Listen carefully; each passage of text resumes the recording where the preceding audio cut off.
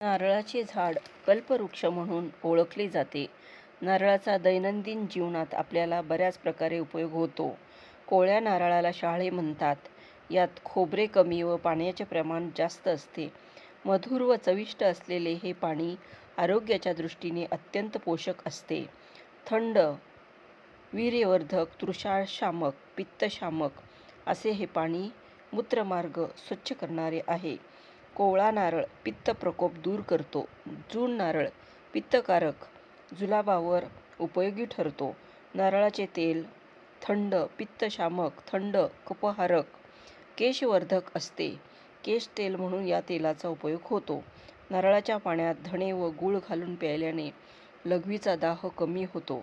थंडीच्या दिवसात सकाळच्या वेळेस ओले खोबरे व गूळ एकत्र करून खाल्ल्याने शरीराला पुष्टी येते, तसेच रक्तामधील उष्णता वाढते. नारळाची शेंडी जाळून त्याची राख मधात घालून खाल्ली असता उलटी तसेच उचकी लागण्याचे प्रमाणही कमी होते.